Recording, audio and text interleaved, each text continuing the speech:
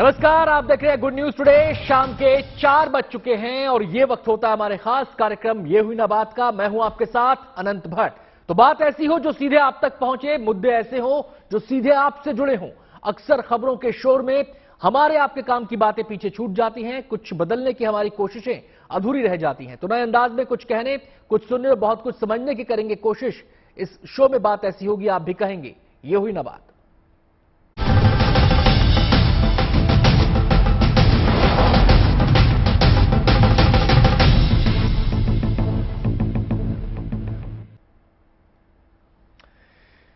साल 1972 से दुनिया पर्यावरण दिवस मना रही है। हर साल 5 जून की तारीख धरती की चिंताओं को समर्पित की जाती है। इस बार विश्व पर्यावरण दिवस की थीम है सॉल्यूशंस टू प्लास्टिक पोल्यूशन। जाहिर है इस बार चिंता के केंद्र में वो प्लास्टिक है जो जहर बनकर हमारी जिंदगी में उतर रही है। शहर शहर प्लास्टिक के पहाड़ खड़े हैं और माइक्रोप्लास्टिक हमारी रगों में घुलकर हमें बीमार बना रहा है। तो प्लास्टिक के इस असर को समझने की करेंगे कोशिश और अपने एक्सपर्ट से जानेंगे कि धरती को बचाने के लिए प्लास्टिक पर काबू पाने का क्या है उपाय। लेकिन रिपोर्ट इससे पहले आपको ये दिखा देते हैं।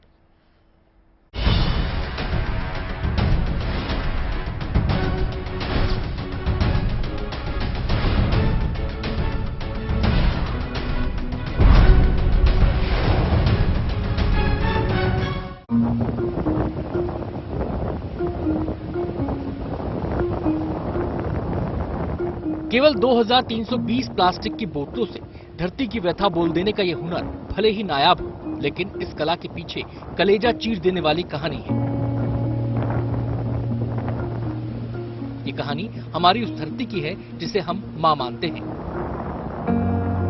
प्रयागराज के कलाकारों ने भी धरती की इस व्यथा को रेत पर उकेरा है और धरती की धड़कनों को बचाने का संदेश दुनिया तक पहुंचाया है।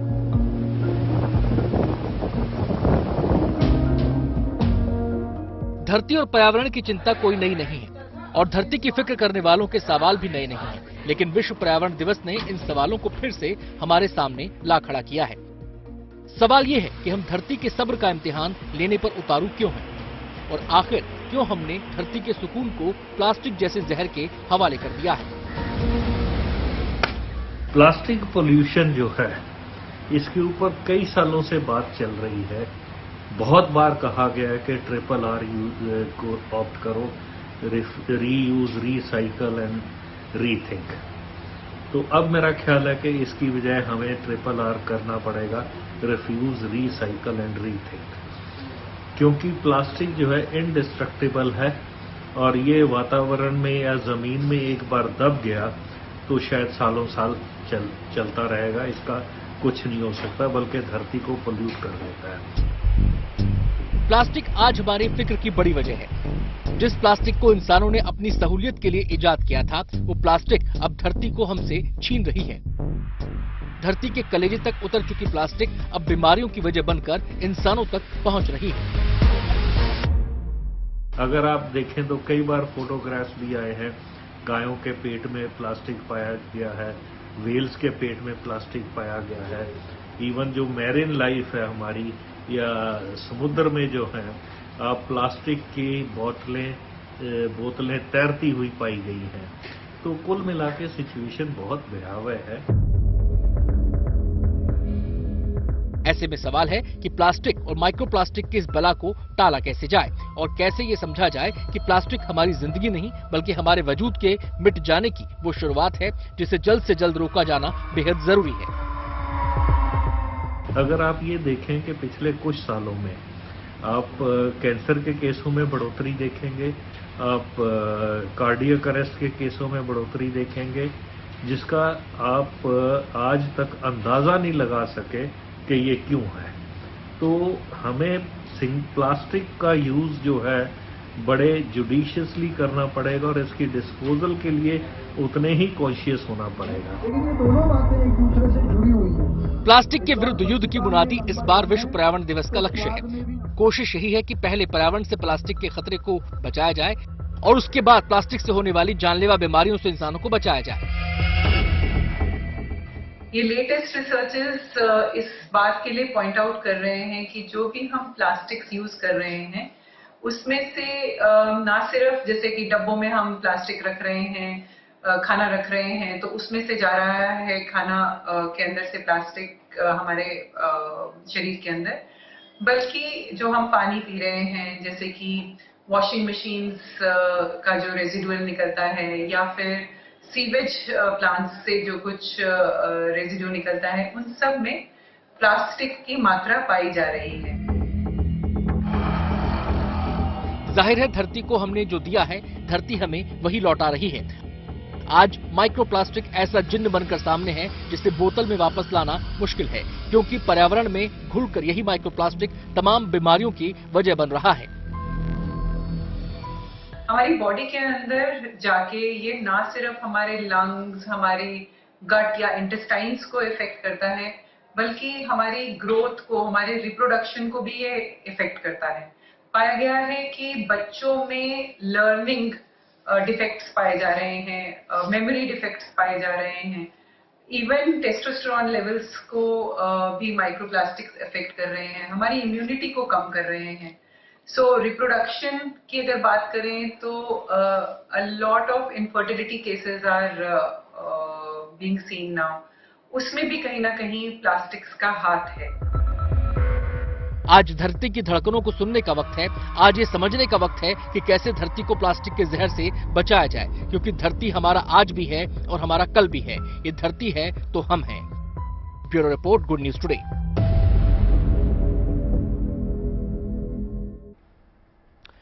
तो पर्यावरण दिवस के मौके पर पूरी दुनिया में प्लास्टिक के विरुद्ध युद्ध की बात हो रही है। कितना बड़ा है ये खतरा और कैसे इससे निपटा जा सकता है, तमाम पहलुओं पर खास मेहमानों से बातचीत आज हम करेंगे।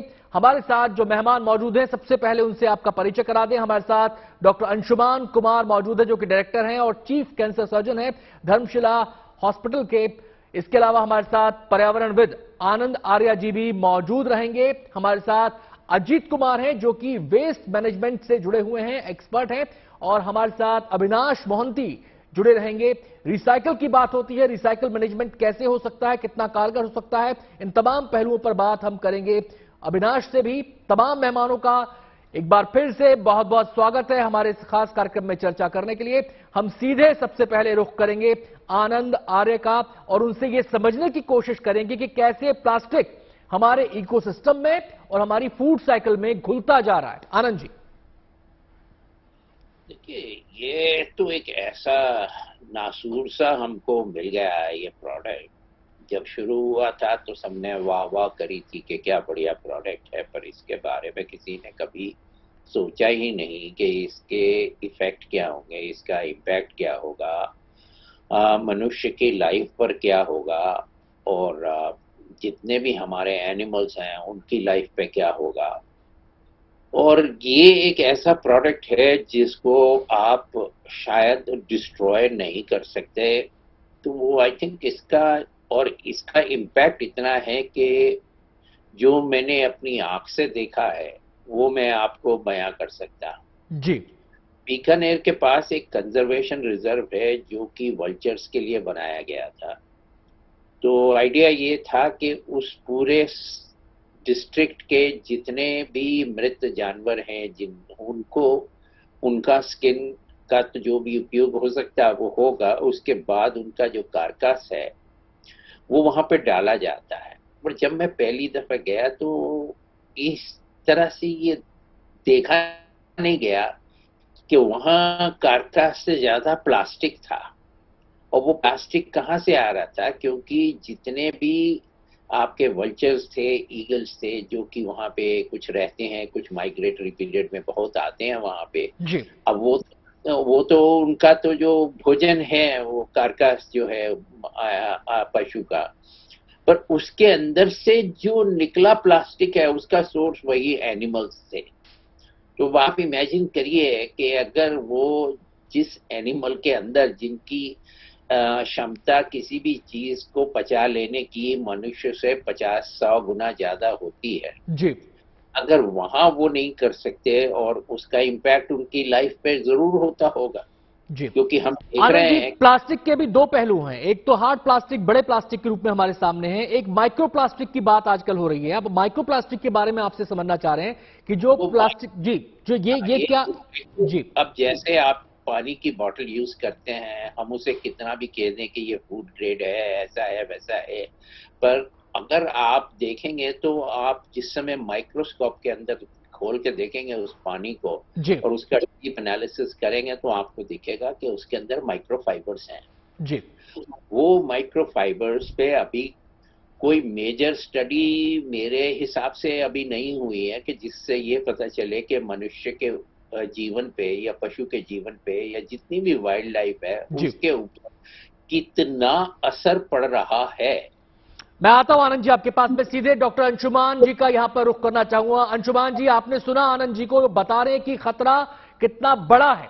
अब मैं आपसे सवाल यह करना चाहता हूं कि बात करें प्लास्टिक की और माइक्रो प्लास्टिक की, हमारी सेहत के लिए यह कितना खतरनाक है, कैसे ये हमारे मेटाबॉलिज्म को, कैसे ये हमारे पूरे नर्वस सिस्टम को प्रभावित करता है? जी, बिल्कुल ठीक बात है। देखिए, हार्ड प्लास्टिक जो आपने बात कही सभी को पता है कहां कहां दिखते हैं, उसमें कुछ खास बताने की जरूरत है। माइक्रो प्लास्टिक जो आपके आंखों से इनविजिबल है, जी, और यूएस में एक स्टडी हुई, उसके बाद न्यूयॉर्क टाइम्स ने इसको हेडलाइन बनाया था, human stomach has become ocean of microplastic. मतलब मनुष्य का पेट माइक्रोप्लास्टिक का समुद्र बन चुका है। 2017 की रिपोर्ट है और उसके बाद पब्लिश भी हुआ। उसके बाद ये जो माइक्रोफाइबर्स हैं, प्लास्टिक अगर दबा दें आप मिट्टी में तो माइक्रोप्लास्टिक गल जाए, मतलब पानी में डिसॉल्व हो, माइक्रोप्लास्टिक फाइबर रिलीज करेगा। जल जाए तो एयर में इसके थैलेट्स और बीएसए रिलीज होगा। अल्टीमेटली जब आप इनहेल करके या इंजेस्ट करके, मतलब खाने के साथ अंदर लेके चले जाते हैं, तो इंटेस्टिनल लाइनिंग होगी, इंडाइजेशन, मैल एब्जॉर्प्शन, मतलब खाना अंदर एब्जॉर्ब नहीं होगा, तो कुपोषण की शिकायत। उसके बाद ये केमिकल लीच करता है, जिसमें मेन केमिकल है बीएसए, बिस्फेनॉल ए। दूसरा केमिकल थैलेट्स, पी साइलेंट है, PTHALATES, थैलेट्स। जी, ये दोनों केमिकल इतने खतरनाक हैं कि एक तो कराता है थायराइड की प्रॉब्लम। अब जो दर्शक देख रहे होंगे सोच रहे हो महिलाओं में थायराइड की समस्या इतनी ज्यादा क्यों हो गई, क्यों हर महिलाएं थायराइड की गोली खा रही है। पुरुषों में बांझपन देख रहे हो, इनफर्टिलिटी क्लिनिक बढ़ते ही जा रहे हैं। और अगर 20 साल से अधिक का एक्सपोजर हो रहा है, जो कि आमतौर पे मान लेते हैं कि ह्यूमन का एक्सपोजर हो चुका है, जी, तो कैंसर की तादाद बढ़ गई। और खास करके ब्रेस्ट कैंसर महिलाओं में, बच्चेदानी का कैंसर पुरुषों में, स्टमक, प्रोस्टेट, कोलन का कैंसर। तो इतनी खतरनाक समस्याएं ये तो है ही हैं ह्यूमन लाइफ पे। और जी। पर्यावरण की जो समस्या है वो भी लौट के हमारी लाइफ पे ही आती है, जिसमें जल सैलाब से लेके सारी समस्याएं। तो अंशुमान जी, ultimately- यहाँ पे ये भी समझना है कि ये जो माइक्रो प्लास्टिक है, ये पीपुल एट लार्ज सबको समान रूप से प्रभावित कर रहा है, या इसको भी हम वर्गों में डिवाइड कर सकते हैं कि इस आयु वर्ग के लोगों पर ज्यादा प्रभाव है, इस पर कम है? कुछ स्टडीज ये भी कहती हैं कि महिलाएं ज्यादा प्रभावित हो रही हैं, उन पर ज्यादा असर देखा जा रहा है सेहत के लिहाज से। जी, देखिए, माइक्रोप्लास्टिक का ये है कि एटमॉस्फेयर में हैंगिंग प्लास्टिक है, वो आउटडोर एक्सपोजर जिनका है उनमें ज्यादा होगा माइक्रोप्लास्टिक का इनहेलेशन, इसमें कोई दो मत नहीं है। जहां तक बात है कि अदरवाइज अगर आप बराबर करें कि जिनका एक्सपोजर सेम है, महिलाओं में क्यों ज्यादा असर करता है माइक्रोप्लास्टिक, जब आपके शरीर के अंदर पहुंच चुका डायरेक्ट आपके शरीर में, या इनडायरेक्टली जानवरों के दूध के द्वारा, मछलियों के मांस के द्वारा, या पोल्ट्री फार्म के द्वारा, तो वहां जाके जब लीच करेगा तो इस्ट्रोजेन लाइक सब्सटेंस की तरह एक्ट करता है। मतलब महिला का जो हार्मोन है, इस्ट्रोजेन हार्मोन, उसकी तरह काम करता है। इसलिए महिलाओं में hormone disturbances, menstrual irregularities, breast में पेन का होना, जिसको टेक्निकली हम लोग कहते हैं मेस्टाल्जिया, और कैंसर का होना महिलाओं में ज्यादा प्रभावित करता है। इसमें बिल्कुल सच बात है, क्योंकि इसको हार्मोन लाइक बिहेवियर हो जाता है प्लास्टिक, माइक्रोप्लास्टिक के रिलीज होने के कारण।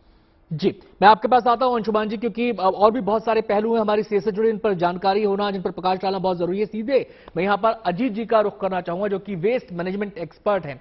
अजीत जी, कहा जाता है कि अगर इस प्लास्टिक के पहाड़ को खत्म करना है दुनिया से, जो लगातार बढ़ता जा रहा है, तो उसका बेस्ट तरीका है वेस्ट मैनेजमेंट, यानी कि उसको मैनेज करना बहुत जरूरी है। लेकिन सवाल यह है कि कैसे मैनेज किया जाए, कहां मैनेज किया जाए, कहां इसका यूज किया जाए, ये बड़े सवाल यहां पर पैदा हो जाते हैं। और क्या इस दिशा में आपको लग रहा है कि दुनिया भर में पर्याप्त काम हो रहा है? करते हैं तो वेस्ट मैनेजमेंट की शुरुआत होती है सोर्स से, जी, यानी कि सोर्स को रिड्यूस करना। ऐसा नहीं है कि हम प्लास्टिक पहले ले आए और उसके बाद उसको मैनेज करें। तो हमें प्लास्टिक प्रोडक्शन, प्लास्टिक यूज दोनों को कम करना पड़ेगा। कम क्या मतलब, प्रयास करना पड़ेगा कि हम उसको खत्म कर सके।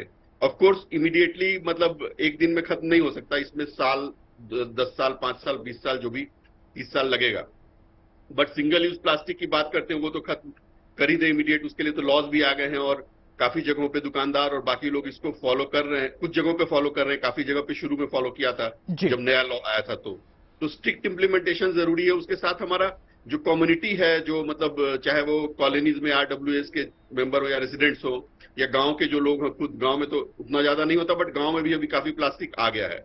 तो प्लास्टिक जैसे कुछ भी फंक्शन होता है गांव में भी, तो लोग क्या करते हैं, उसको जला देते हैं। जो प्लेट्स होते हैं थर्मोकॉल के या प्लास्टिक के, उसको जला देते हैं लोग। उससे बहुत पॉल्यूशन होता है। तो इस तरह की चीजों को कैसे रिड्यूस किया जाए, अवेयरनेस एडवोकेसी तो जरूरी है, साथ में एक्शन भी जरूरी है। फाइन्स लगने चाहिए, जिस तरह से भी डिसइंसेंटिव और इंसेंटिव का सिस्टम लाया जाए, क्योंकि ये बहुत जरूरी है। हम लोग की समाज में क्या है कि कई बार हम लोग सोचते हैं कि वो पुलिस वाला या लॉ मेकर देखेगा या लॉ देखेगी। कई बार हम अपने उतने कॉन्शियसनेस नहीं होता है। हमारे एजुकेशन सिस्टम में अभी इतना मतलब जो पहले हम लोग मॉरल साइंस पढ़ते थे या जो भी चीजें पढ़ते थे, अब हालांकि एनवायरमेंट सब्जेक्ट आया है अपने सिलेबस में, लेकिन उतने अच्छे से इंप्लीमेंट नहीं हो पा रहा है। वो समझ नहीं बिल्ड कर पा रहे हैं हम लोग, वो संस्कार जो वैल्यूज है वो बिल्ड नहीं कर पा रहे हैं। तो वो करना बहुत जरूरी है और साथ में स्ट्रिक्ट इंप्लीमेंटेशन ये बहुत जरूरी है। अजीत जी, यहां पर सवाल ये भी पैदा होता है कि मैनेजमेंट भी क्या क्या करेंगे आप, किस किस बात का मैनेजमेंट करेंगे?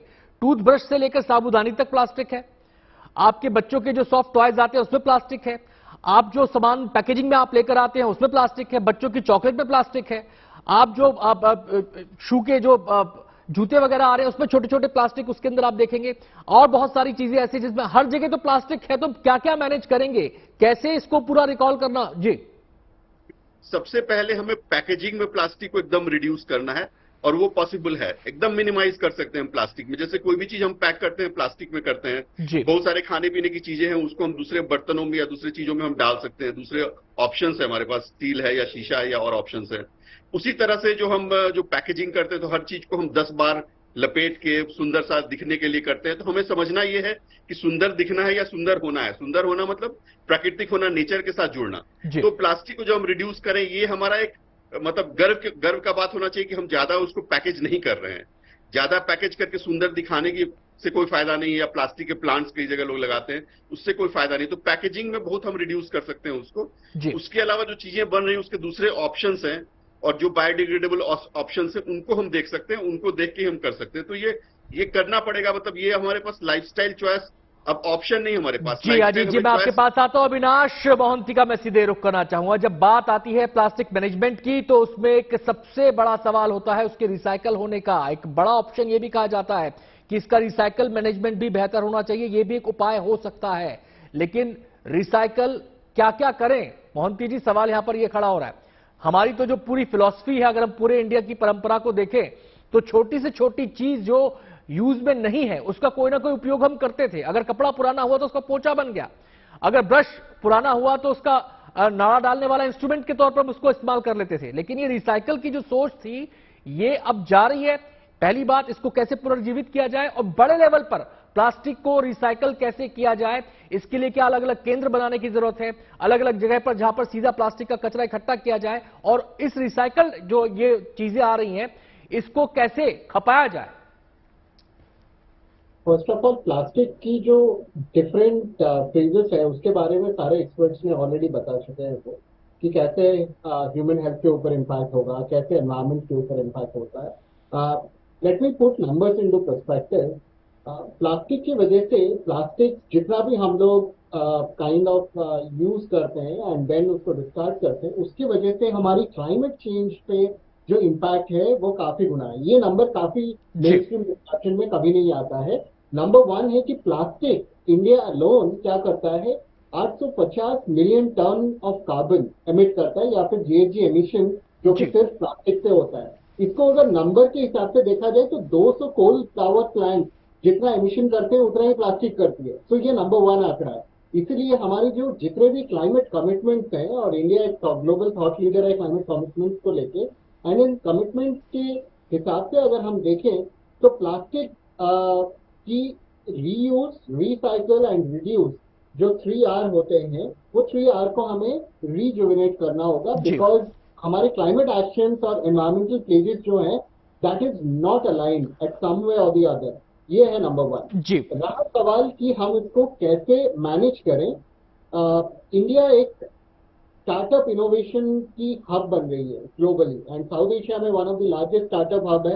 तो इसके अंदर प्लास्टिक की जो रिसाइकल और रीयूजेबिलिटी फैक्टर है वो काफी हद तक देखा जा रहा है। जैसे कि कहीं पे बहुत जगहों पे हमने ये देखा है कि रोड्स जो हमारे बन रहे हैं उसकी एडहेसिव क्वांटिटी बढ़ाने के लिए we need to have plastic. ये रिसाइकल प्लास्टिक जो है उनको यूज किया गया as binder, number 1। Number 2, plastic की कॉम्पोजिट्स की काफी टेंसाइल स्ट्रेंथ होती है। रादर देन डिस्कार्डिंग और लैंडफिल करने से बेटर है कि हम इसको यूज कर पाए अपने जो भी कॉम्पोजिट स्ट्रेंथ है, चाहे वो क्लॉथिंग की हो, चाहे वो गारमेंट इंडस्ट्री की हो, चाहे वो इंडस्ट्रीज जो मैन्युफैक्चरिंग इंडस्ट्रीज हो, तो ये काफी अच्छा काम करते हैं। एंड इसके द्वारा क्या होगा ना, हम जॉब ग्रोथ एंड सस्टेनेबिलिटी की जो एक ट्रियाड है या ट्रिनिटी है उसको भी एड्रेस कर सकते हैं, एनवायरमेंटल सस्टेनेबिलिटी को सिक्योर कर सकते हैं।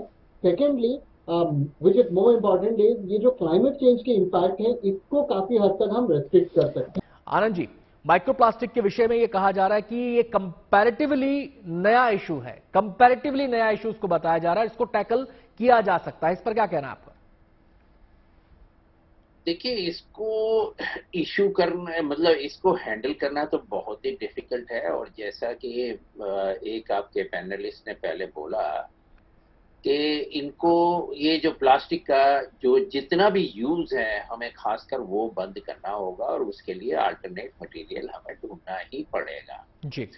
और ये कोई छोटा मोटा नहीं है, ये तो एक इनविजिबल प्रॉब्लम है जो हमें दिखती नहीं है। जैसे कि PM 2.5 या PM 10 की हम बात करते हैं, जो किसी को दिखता नहीं है पर हमारे लंग्स में जाता है, ये हमारी सारी बॉडी में जाता है। मैं जानता हूँ कि 5-6 साल पहले इसके ऊपर स्टडी शुरू हुई थी और ये हर पानी के अंदर जितने भी टेस्ट हुए थे इंडिया के अंदर, कुछ उस समय एक रिपोर्ट आई थी उसके अंदर दिखाया गया था कि हर पानी के अंदर माइक्रोफाइबर्स थे। अब इसको कैसे कंट्रोल करेंगे, इसका तो दो ही तरीके हैं। एक तो ये है कि इसको किसी तरह सोर्स पे ही प्लास्टिक का यूज बंद किया जाए, नंबर 1। नंबर 2, उसके बाद जितना इस समय मटेरियल है उसकी क्वांटिटी इतनी ज्यादा है, जैसा आपने कहा कि कोई 40 करोड़ टन हर साल पैदा होता है। और अगर हम इसे वर्ल्ड वाइड देखें और कितना हमारे पास ऑलरेडी शुरू हो चुका है, अब उसका निस्तार, उसको कैसे खत्म करना है, उसको कैसे रिसाइकिल करना है, ये एक ऐसा इशू है कि जो मेरे को नहीं लगता कि किसी तरह संभव होगा। क्योंकि एक स्टडी थी कि पैसिफिक ओशन के अंदर ही 700 करोड़ टन प्लास्टिक मटेरियल है और वहां कुछ ऐसे एरिया हैं जहां पे समुद्र में आप किसी एक छोटे एरिया को छोड़ दीजिए, वेटलैंड को छोड़ दीजिए, लेक को छोड़ दीजिए या नदी को छोड़ दीजिए, पूरे ओशन के अंदर, समुद्र के अंदर ऐसी सतह है जहां पे आपको सिवाय प्लास्टिक के और कुछ दिखता ही नहीं। तो आनंद जी, क्या ये कहा जा सकता है कि चाहे वो समुद्र हो, चाहे वो जमीन हो, चाहे वो हमारा वायुमंडल हो, तीनों में प्लास्टिक का जहर घुल चुका है? बिल्कुल घुल चुका है। और अभी इसका जो असली इम्पैक्ट है वो हमने शायद देखा नहीं है। वो ये है कि जैसे जैसे हम इसको जमीन के अंदर दबाते चले जा रहे हैं और जैसे जैसे ये जितनी हमारी नालियां हैं, खासकर दिल्ली के अंदर 48 नाले हैं जो यमुना में खुलते हैं, अगर आप इन नालों को देखेंगे तो इनके अंदर आधे से ज्यादा प्लास्टिक भरा हुआ है। और अब इस प्लास्टिक में से जो लीच हो रहा है, जो केमिकल्स लीच हो रहे हैं, जो अभी हमारे डॉक्टर साहब ने बताया कि कितने हार्मफुल हैं, अगर वो आपकी एक्विफर्स जो कि पानी की अंडरग्राउंड पानी जहां से हम जिनको हम नसें बोलते हैं, पानी की नसें हैं इनके अंदर, उनके अंदर घुल गया, तो आप ये समझिए कि इसको टैकल करना एक तरह से इम्पॉसिबल हो जाएगा। क्योंकि जितना पानी आज यूज किया जा रहा है ड्रिंकिंग के लिए, ह्यूमन कंजम्पशन के लिए, एनिमल कंजम्पशन के लिए, उसमें से 50% से ज्यादा पानी हम अंडरग्राउंड से निकाल रहे हैं। अगर वो पानी पोल्यूट हो गया किसी तरह, तो मुझे नहीं मालूम कि किसी साइंटिस्ट ने मेरे को इस सवाल का जवाब नहीं दिया कि किस तरह से आप एक्विफर्स को क्लीन कर पाएंगे। आनंद जी, मैं आपके पास लौटूं, मैं सीधे रुक करना चाहूंगा डॉक्टर अंशुमान का। डॉक्टर साहब, यहां पर यह भी कहा जा रहा है कि इस माइक्रोप्लास्टिक के खतरे को लेकर कि ये इतना घातक है कि ये हमारी डीएनए संरचना तक को प्रभावित करने की ताकत रखता है, चाहे बात समुद्री जीवों की हो, चाहे बात ह्यूमन बीइंग्स की हो। क्या ये इतना खतरनाक हो चुका है या इतना खतरनाक है? बिल्कुल ठीक बात है।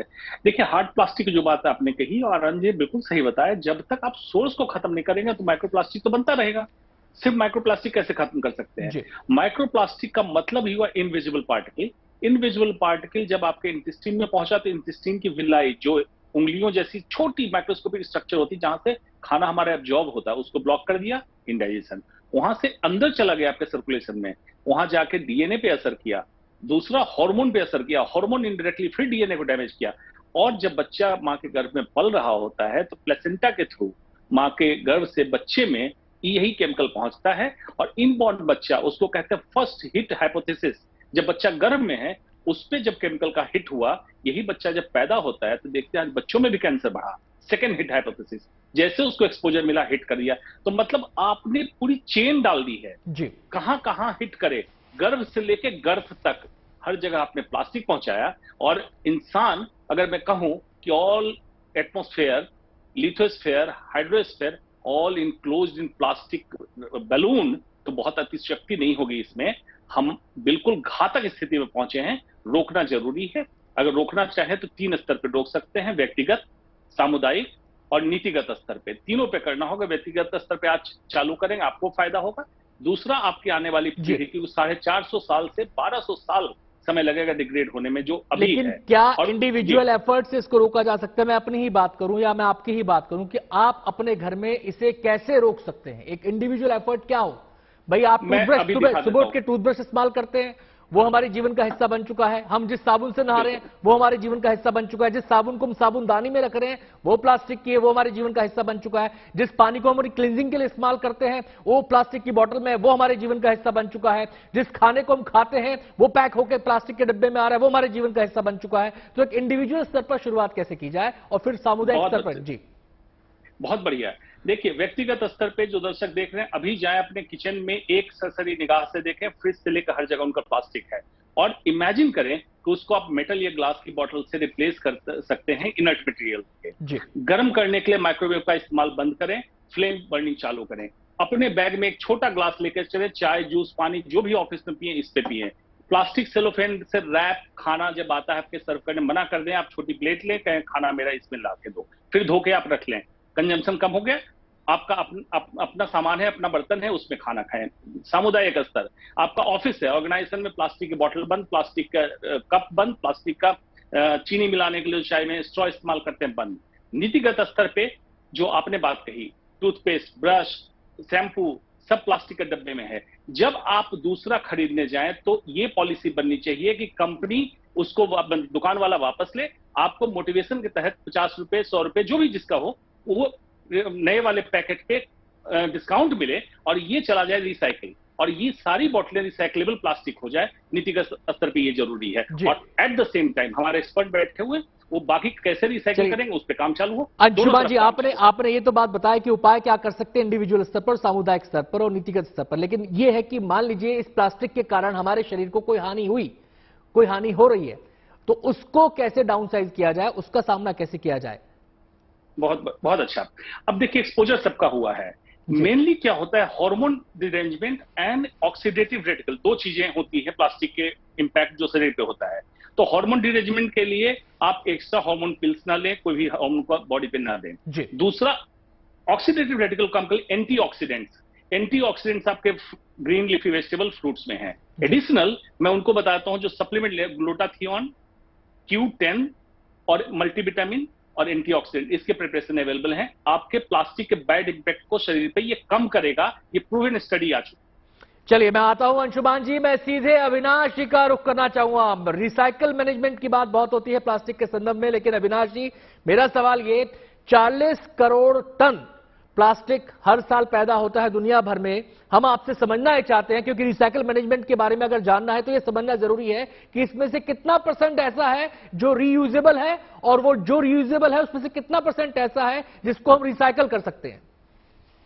प्लास्टिक का जो अपॉर्चुनिटी है वो है कि ऑलमोस्ट 87 to 90% प्लास्टिक रीयूजेबल हो सकता है इन डिफरेंट फॉर्मेट, राइट। तो ये एक बड़ा इंपॉर्टेंट फैक्टर है। एंड आज के डेट में आपने जैसे बताया कि plastics are part of our life, उसी तरीके से प्लास्टिक का कोई ऑल्टरनेटिव भी नहीं है, एंड इस ऑल्टरनेटिव नहीं होने के पीछे हम इसको रिसाइकल के जो मीडियम्स है उसको हमें देखना होगा, और रिसाइकल के मीडियम्स को अगर हमें डिवाइड करना होगा 3 कैटेगरीज में, प्राइमरी, सेकेंडरी एंड टर्शियरी। तो primary category of plastic recyclable implementation module जिसे हम कहते हैं, उसमें जो हाई क्वालिटी या फिर high quality of plastic which can be directly getting into जो हमारी हाई एंड प्रोडक्ट है, चाहे वो चेयर बनाना हो, चाहे वो फर्नीचर बनाना हो, एक्सेट्रा एक्सेट्रा। सेकेंडरी क्वांटिटी जो है उसकी क्वालिटी ऐसी होती है कि हम उसको रिसाइकल करके, रीयूज करके प्लास्टिक्स को प्रोड्यूस करने के लिए जो ग्रैन्यूल्स बनता है उसमें भी यूज कर सकते हैं। तो ये जो क्वालिटी होती है ये ग्रेड डी ऑफ प्लास्टिक्स होती है। देन थर्ड इज कुछ आइटम्स ऑफ प्रोडक्ट लाइन है जिनके ऊपर हम प्लास्टिक को एज ए कॉम्पोजिट सब्सटेंस की बात भी होती है अविनाश जी। यहाँ पर कहा जाता है कि अगर पीईटी करके कोई मटेरियल होता है उसका प्लास्टिक बने, उसका कोई वो चीज बने तो वो रिसाइकल ज्यादा वो रहता है, उसका रिसाइकल करने में आसानी रहती है, ऐसा भी कुछ है क्या? जी हाँ, प्लास्टिक की कैटेगरीज होती है। जो हाई एंड कैटेगरीज है उसकी जो ग्रैन्यूल्स बनती है, वो ग्रैन्यूल जो बनता है वो एक केमिकल ग्रैन्यूल है। और आज के डेट में बिकॉज प्लास्टिक एक बड़ा प्रॉब्लम है, काफी कंट्रीज जैसे नेदरलैंड, स्विट्जरलैंड और बाकी स्कैंडिनेवियन कंट्रीज ने ऑलरेडी प्लास्टिक की जो हाई क्वांटिटी है, जहां पे ये जो ग्रैन्यूल्स हैं, इस ग्रैन्यूल्स को ए ग्रेड ग्रैन्यूल बनाने के लिए एडिटिव बनाया जाता है, और ये ऑलरेडी एक काइंड ऑफ ऑल्टरनेटिव है। लेकिन रादर दैन जितना हमने वेस्ट करना था, जितना हमें डिग्रेड करना था, वो ऑलरेडी हमने कर लिया है। चलिए मैं अजीत कैसे हम इस जो सोर्स है उस सोर्स में हम यूज करना कम करें और उसकी ऑल्टरनेटिव जो नेचुरल ऑल्टरनेटिव है उसकी तरफ हम देखें। अजीत जी का मैं रुख करना चाहूंगा। अजीत जी, अक्सर कहा जाता है बैक टू बेसिक्स, और हमारा बैक टू बेसिक्स क्या होगा? मिट्टी के बर्तन में खाते थे, मिट्टी के बर्तन में पकाते थे, चीजों का कुछ ऐसा सिस्टम बनाते थे कि रिसाइकल हो जाए, रीयूज हो जाए। क्या आपको लगता है कि उस दिशा में जाना मुमकिन है at this point of time? क्या पूरा रिकॉल संभव है? और अगर इस दिशा में बढ़ना है तो क्या हमें निर्धारित करना होगा कि जहां पर अनअवॉइडेबल प्लास्टिक केवल वहीं पर इस्तेमाल हो, उसके अलावा ना हो? बिल्कुल आपने सही कहा, मिट्टी के बर्तन सबसे जरूरी है। और एक बात जान लीजिए कि मिट्टी के बर्तन सिर्फ पर्यावरण के लिए नहीं, स्वास्थ्य के लिए सबसे अच्छा है, और साथ में लाइवलीहुड्स के लिए भी, जो रूरल लाइवलीहुड्स है, जो गांव में लाइवलीहुड्स जनरेट हो सकता है, उसके लिए अच्छा है, और वो मिट्टी में वापस मिल जाता है। हमारा कल्चर पूरा यही रहा है एनवायरमेंट का, सस्टेनेबल डेवलपमेंट का, और उसी पे वापस जाना पड़ेगा। इसका कोई उपाय नहीं है। अगर हम नहीं जाते हैं तो नेचर अपने आप हमको वापस वहां ले जाएगी। डिजास्टर्स होंगे जैसे अभी दिख रहे हैं, तरह तरह के, अचानक, छोटे मोटे बड़े, हर तरह के, तो वो करना ही पड़ेगा। दूसरा, आपने अभी थोड़ी देर पहले बोला था कि जो कपड़ा हम लोग दोबारा यूज करते थे, छोटे भाई, बड़े भाई, बेटे, उसके बाद पोछा बनता था, तो वो सिस्टम भी वापस लाना पड़ेगा। हमें फैंसी पोछे की जरूरत नहीं कि हमेशा दुकान से खरीद के फैंसी पोछे लाएं, प्लास्टिक के हैंडल वाला। हाँ बिल्कुल, उस तरह की चीजों को जो है ना, और हम सारा सिस्टम तो हमारा था, प्लास्टिक तो था ही नहीं हमारे जीवन में 50 साल, 60 साल, 70 साल पहले, तो क्यों नहीं हम वैसा जीवन वापस ला सकते हैं? और हमें लाइफस्टाइल को थोड़ा कंट्रोल, हमें थोड़ा फैशनेबल ये बनाना पड़ेगा कि हम इको फ्रेंडली हैं, वो फैशनेबल है। हम मिट्टी के बर्तन में खाते हैं, वो फैशनेबल है। हम जमीन पे बैठ के खाते हैं, वो फैशनेबल है, वो हेल्थ के लिए भी अच्छा है। और सारी चीजें देखिए रिलेटेड होती है। मतलब आप बहुत बहुत शुक्रिया अजीत जी। समस्या बड़ी है और समाधान सबको मिलकर निकालना होगा। इसमें व्यक्तिगत एफर्ट की भी जरूरत है, सामाजिक एफर्ट की भी जरूरत है, और नीतिगत स्तर पर भी इस दिशा में ठोस कदम उठाने की जरूरत है। तमाम मेहमानों का बहुत बहुत शुक्रिया हमारे साथ इस चर्चा में शामिल होने के लिए।